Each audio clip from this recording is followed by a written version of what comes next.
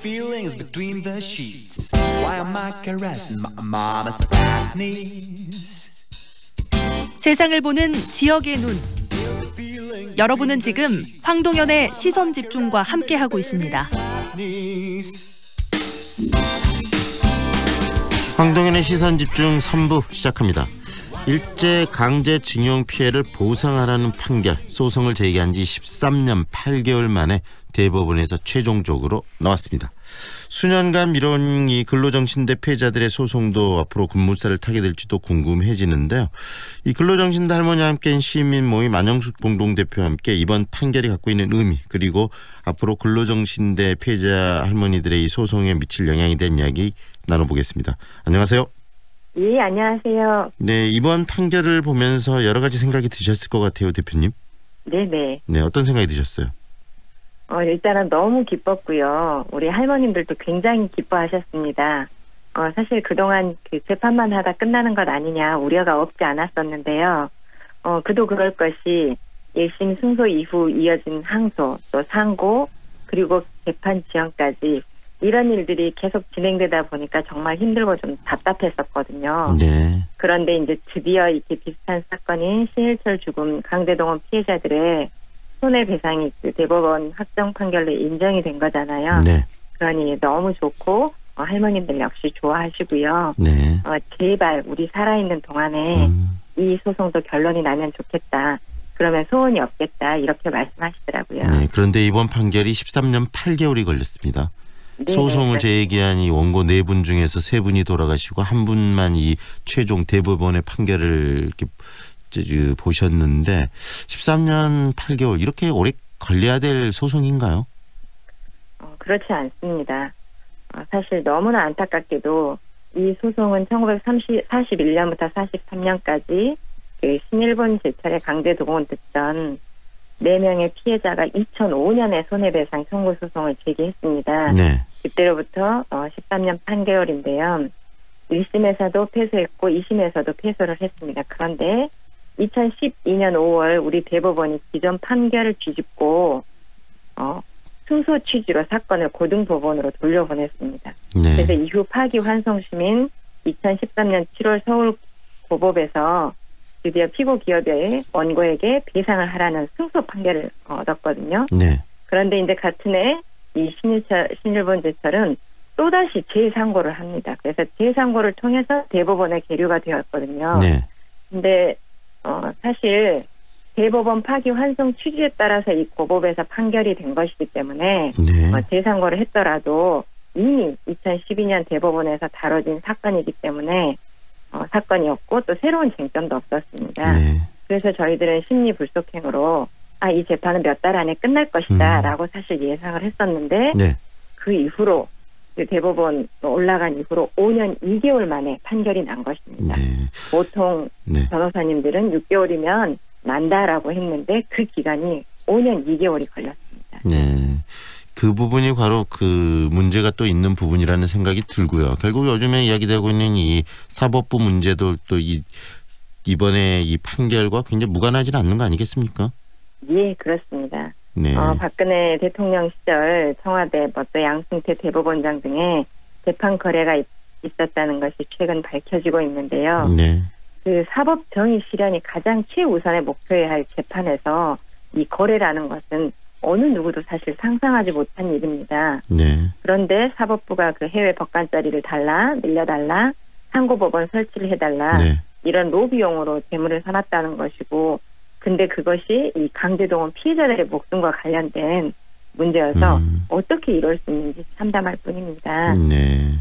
박근혜 전 대통령의 아버지 박정희 정권 때 이 한일 청구권 협정에 맺어줬고 그렇다 보니 박근혜 대통령으로서는 이 문제가 부담스러웠다는 건데 네. 이 판결을 뒤집거나 재판을 지연시키기 위해서 청와대, 외교부, 법무부, 대법원, 심지어 피고 기업 대리인인 김앤장, 로펌 김앤장까지 조직적으로 나서서 시나리오를 짜고 있다는 정황이 다 나오고 있는데요. 네. 좀 사실 더 참담했던 것은 또 하나가 있습니다. 네. 그건 뭐냐면 그 사법조항 규칙까지 바꿔가면서 네.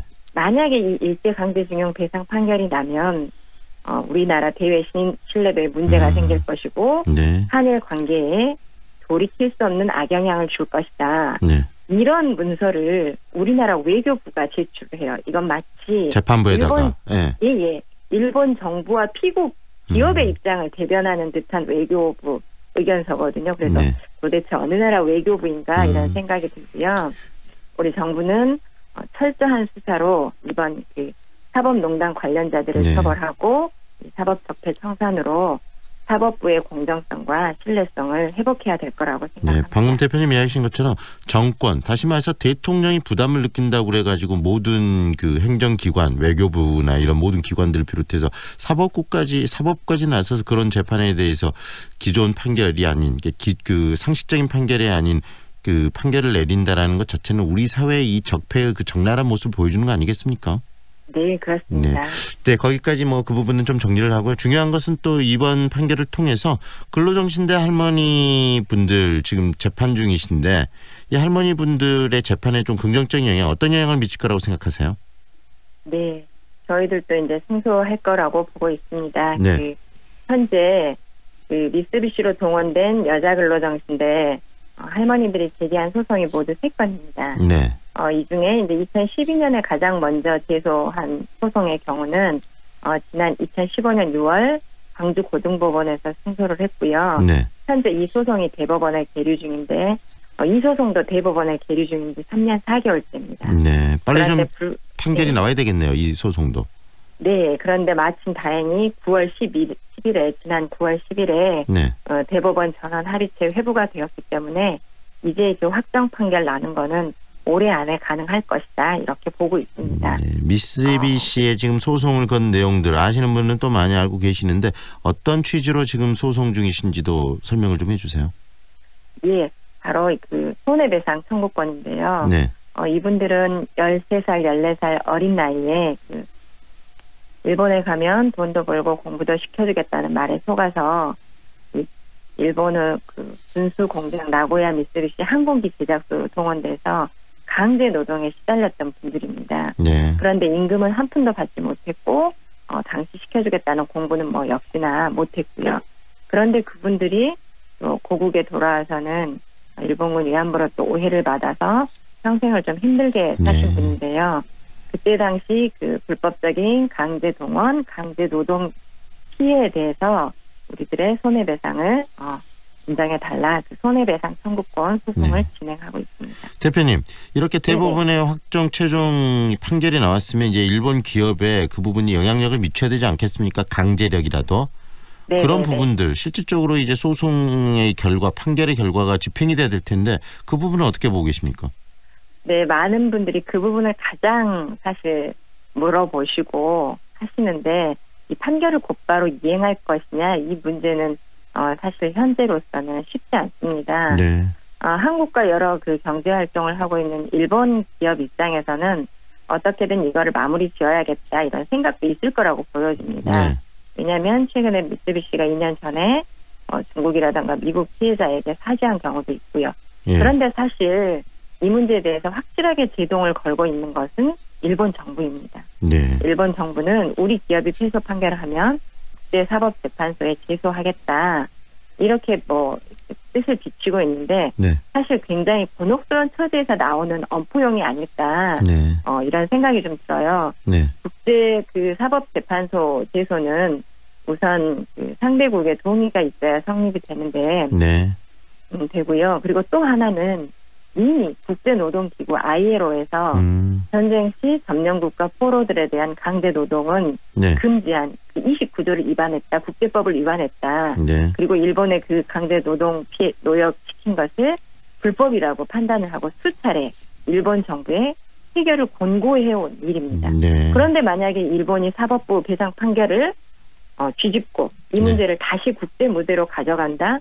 그러면 어떻게 되겠습니까? 아마 국제적 이슈가 될수록 일본의 그 추악한 각오가 부각되지 않을까 이런 네. 생각이 들고요. 이제 또 하나는 우리 정부는 이번에 그 사법부의 판단을 존중한다. 네. 그리고 우리 이낙연 국무총리 역시 정부의 외교적 노력이 무엇보다 절실하다라고 네. 입장 발표를 했습니다. 네. 그래서 이제 우리 정부까지 이렇게 나서고 있는 마당이기 때문에 네. 일본이 지금 현재로서는 반발을 하고 있지만 네. 앞으로는 결국 이행으로 가지 않을까. 네. 물론 쉬운 일은 문제는 아니겠지만 아닙니다. 결국은 네. 이행으로 갈 것이다라고 기대한다는 예. 말씀이시네요. 네, 압류라든가 강제집행 상황까지 안 가는 것이 저희들의 바람인데 네. 이것이 어떻게 갈지는 모르겠습니다만은 네. 그러나 이제 우리 국민들의 비난도 만만치 않기 때문에 네. 네. 특히나 그 행정부는 사법부 판단이 가장 우선이고 네. 네. 특히 이번 그 한일 청구권 협정 관련해서 사법부가 네. 개인들의 배상 청구권을 인정했기 때문에 네. 일본도 그렇게 따라올 지금 것이다. 그걸 기대한다는 말씀으로 결국은, 이해를 하지 않을까 싶습니다. 하겠습니다. 오늘은 여기까지 들을게요. 고맙습니다. 예, 감사합니다. 지금까지 근로정신대 할머니와 함께하는 시민모임의 안영숙 공동대표였습니다.